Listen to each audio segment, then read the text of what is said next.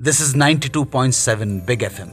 नमस्कार, सत श्री अकाल, सलाम, हालेलुया, जय जिनेंद्र, जय भीम। मैं अन्नू कपूर हाजिर हूं आपके साथ कदम से कदम मिलाकर चलने के लिए, उस प्रोग्राम में जिसका नाम है सुहाना सफर विद अन्नू कपूर।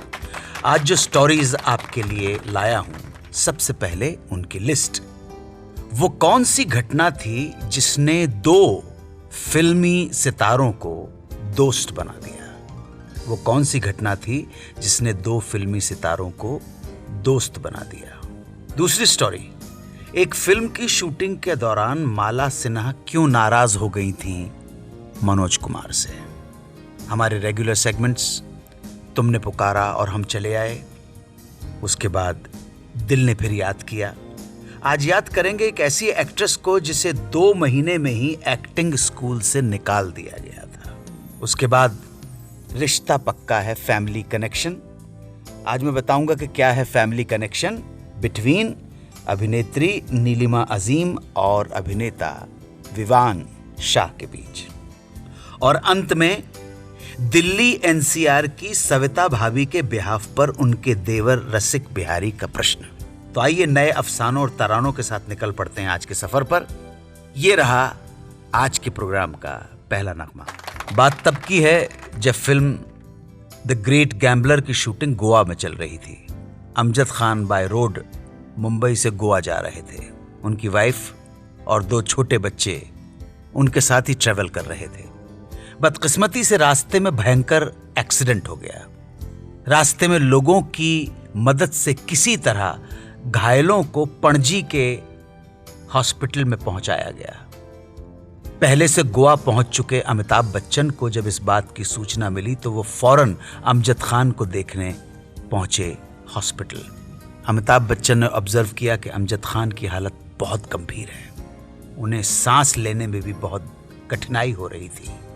पसलियों के टूटने से उनके लंग्स भी डैमेज हो गए थे। डॉक्टर्स ने अमिताभ बच्चन को बताया कि ऐसी हालत में इनको बंबई नहीं ले जा सकते, इनका इमरजेंसी ऑपरेशन करना पड़ेगा। क्रिटिकल कंडीशन देखते हुए सर्जरी का ऑपरेशन का फैसला तुरंत लेना था। मगर आप जानते हैं कि सर्जरी करने से पहले कुछ डॉक्यूमेंट्स हॉस्पिटल वाले साइन करवाते हैं, बहुत एसेंशियल रिक्वायरमेंट होती है। तो हॉस्पिटल को डॉक्यूमेंट्स पर अमजद खान की ओर से किसी के साइन चाहिए थे, सहमति चाहिए थी। मगर उनकी वाइफ का इलाज चल रहा था और उधर बंबई में मौजूद उनके परिजनों का वहां पहुंचना भी संभव नहीं था। ऐसे में अमिताभ बच्चन ने बंबई फोन लगाया उनके रिश्तेदारों को, फोन पर बात की और परमिशन ली कि उनके बिहाफ पर वो खुद डॉक्यूमेंट साइन कर देंगे। ऐसा ही हुआ, जिसके बाद अमजद खान का इलाज संभव हो सका, सर्जरी हुई और आप जानते हैं उसके बाद क्या घटनाक्रम रहा। बस इतना है कि इस घटना के बाद से अमिताभ बच्चन और अमजद खान के बीच एक स्ट्रॉन्ग बॉन्ड बन गया और धीरे धीरे ये बॉन्ड एक गहरी दोस्ती में बदलता गया। 1962 में आई फिल्म हरियाली और रास्ता में लीड रोल में थे माला सिन्हा और मनोज कुमार। ये वो समय था जब माला सिन्हा बहुत बड़ी स्टार थी और मनोज कुमार अपने करियर के शुरुआती दौर में थे। फिल्म की शूटिंग के एक वाकये को याद करते हुए मनोज साहब बताते हैं कि फिल्म में एक शेड्यूल के लिए यूनिट दार्जिलिंग आई हुई थी। यहाँ दिन जल्दी निकलने के कारण शूटिंग सुबह 6:30 बजे शुरू हो जाया करती थी, इसलिए केटरर लोकेशन पे ही ब्रेकफास्ट के टिफिन पहुंचा दिया करता था। ब्रेकफास्ट में अंडे भी सर्व किए जाते थे। एक दिन नाश्ते के दौरान मनोज कुमार के पास रखे टिफिन में अंडे देखकर उनके किसी कॉलीग ने पूछ लिया, ये अंडे किसके हैं? तो उनके मुंह से अचानक निकल पड़ा, माला जी के हैं। माला जी ने ये सुन लिया, गुस्से में भड़क गई, ये क्या मजाक है, क्या मैं अंडे देती हूं? और ये गुस्सा इतना सर चढ़ गया कि माला सिन्हा वहां से उठकर चली गई। सब मनोज कुमार की तरफ देख रहे थे। मनोज कुमार को समझ में नहीं आया कि इस स्थिति पर कैसे काबू पाया जाए। बहरहाल 1 घंटे के बाद जब शॉट शुरू हुआ तो मनोज कुमार बहुत नर्वस लग रहे थे। मनोज कुमार की खराब हालत देखकर माला सिन्हा की हंसी छूट गई। वो अपने आप को रोक नहीं सकी, गुस्सा भूल गई। हंसते हुए मनोज कुमार से बोली, मुझे पता है आपका वो मतलब नहीं था, मैं मजाक कर रही थी। माला सिन्हा द स्टार के मुंह से बात सुनने के बाद ही मनोज कुमार की जान में जान आई और उन्होंने अपना काम पूरा किया। तुमने पुकारा और हम चले आए, जान हथेली पर ले आए। आपकी पुकार पर हाजिर होना हमारा कर्तव्य है। आप पुकारेंगे फोन कॉल के जरिए और आपसे बात करने का सौभाग्य हमें हासिल होगा।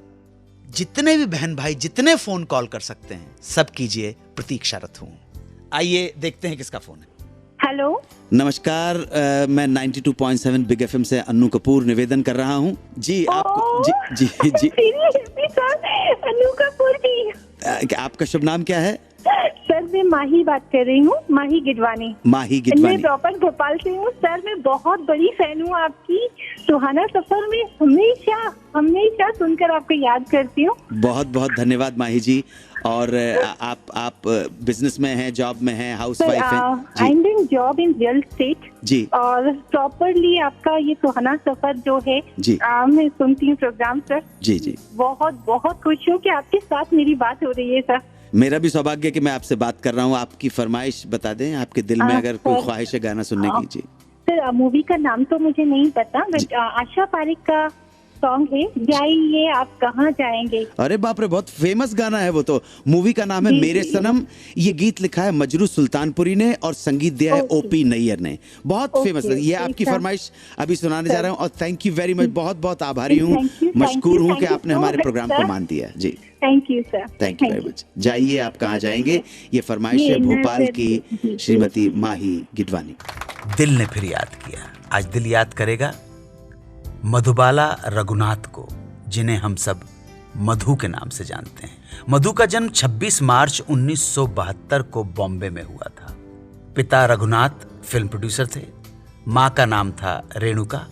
मधु का नाम एक्ट्रेस मधुबाला के नाम पर रखा गया था।